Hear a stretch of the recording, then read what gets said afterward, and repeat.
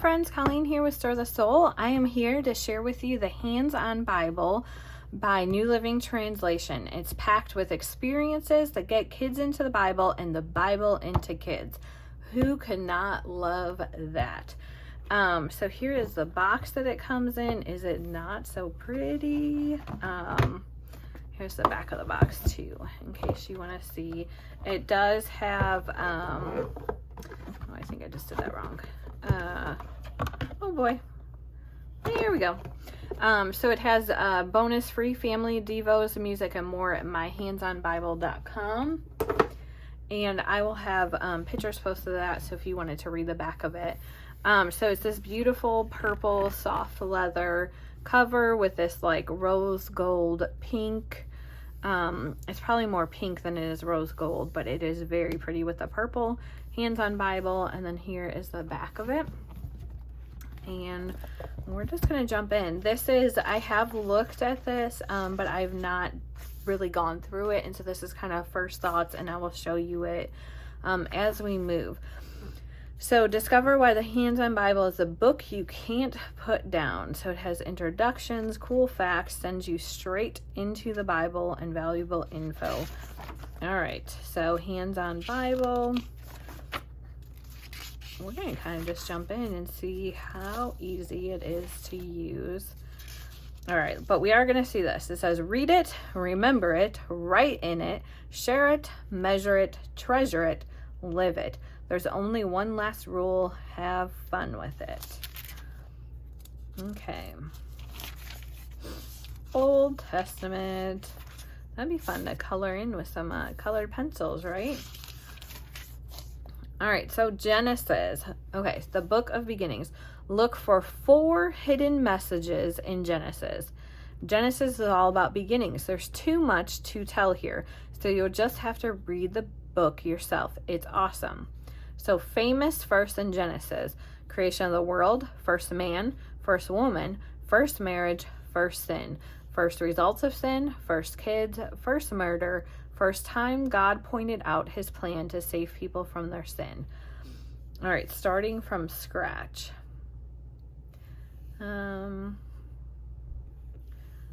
Creation, weather, news, rain, rain, and more rain. Noah's weather report from God was rain and plenty of it. 40 days of rain. In fact, enough rain to flood the whole earth, but God had a plan. Colorful covenant. God said the rainbow would be the sign of his promise to never destroy the earth by flood again. Remember that the next time you see a rainbow. How big? The ark was 4 stories high. Go outside and look at your house. How many floors does it have? Imagine a boat 4 stories high. And this is Trouble in Paradise. Garden of Eden Police Department, and it has their like badge number 0001. Okay, so the birth of Israel, real estate news. I was talking about Abraham and Lot. Dear Blabby, my brother Jacob pulled a mean trick on me. Here's what happened. It all started one day when I was really hungry. And then it says, find the answer in Genesis 25:19. Missing person, coat as a clue. Joseph, age 17, was last seen wearing a coat of many colors. And then it's going to tell you where to go to finish the story. Here's some timeline stuff. All right, so right here starts Genesis 1, so you can read through before and after.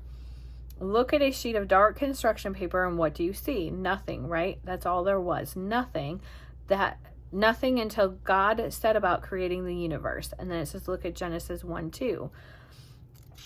This has read Genesis 1:1 out loud, then take a sheet of light paper and get creative. Draw and color things God made. Trees, birds, stars, the ocean, your family, your dog. Fill the page just like God filled the heavens and earth. Okay, so, yep, stop and think about it. I'm just going to kind of flip through. So again, this looks like this is a little craft, taking a paper plate and then tape lengths of yarn to the raindrops and tape the yarn to the back of the rainbow. And hang your rainbow in a window where you'll see it every day. Remember your promises just like God remembers his. So this was an I promise thing.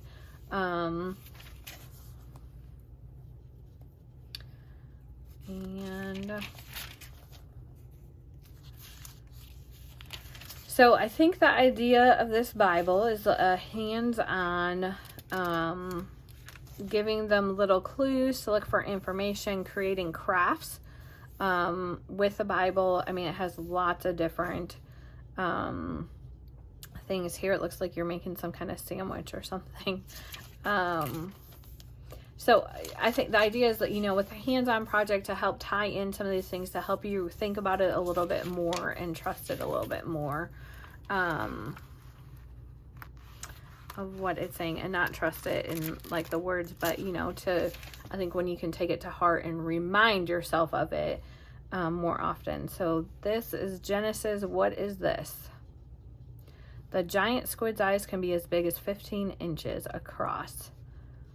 And then it has the what's a majiggy. Make your own modeling clay by switching together for 5 minutes. So it has you take flour, salt, and water, and then create a never before seen animal, plant, or rock, and name your creation. So if you have a science loving kid, an art kid, a kid who just loves creating, this is a way for them to get science in and just experiment with different things by reading their Bible.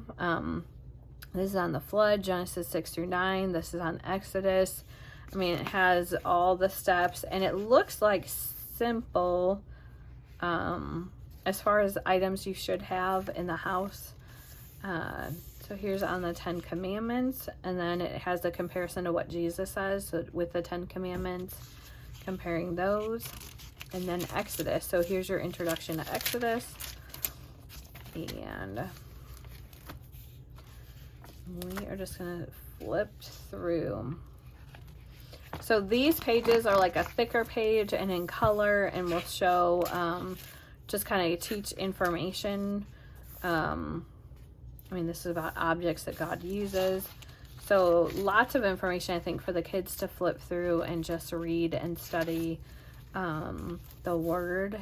And then, like I said, doing a hands-on activity that really just helps put it to memory. So let's get back here to the New Testament.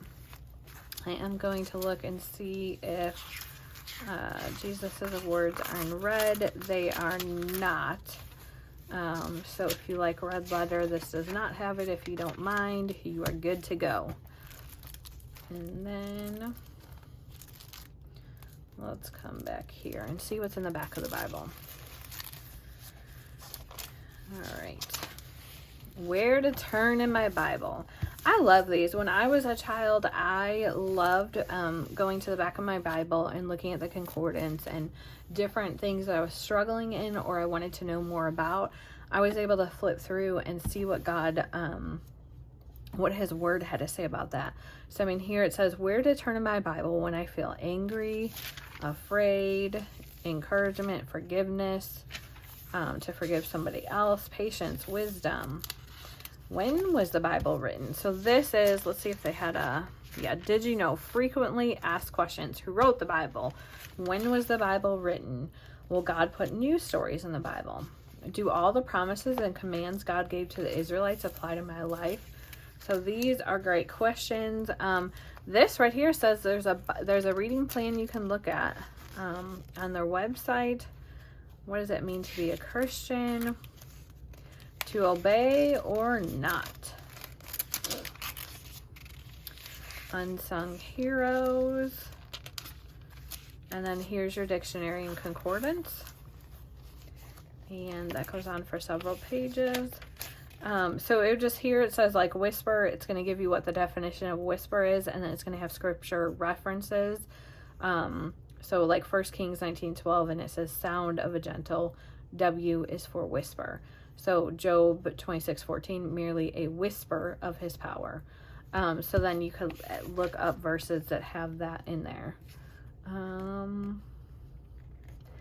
This is like a little picture search. Like it says, how many people can you find? What else do you see? So it's having them look at the picture. Here is a map from Ur to Canaan. Exodus in the wilderness for 40 years. Paul's journeys. It's kind of cool map. I like this. Just kind of seeing it a little bit like 2D, 3D. 2D, I guess it'd be. And not just like the flat and seeing the lines drawn on the map. Looking for the lost, can you find the lamb? A little bit of a scavenger hunt. And that is it. So again, let's pull this back. This is the New Living Translation Hands-On Bible.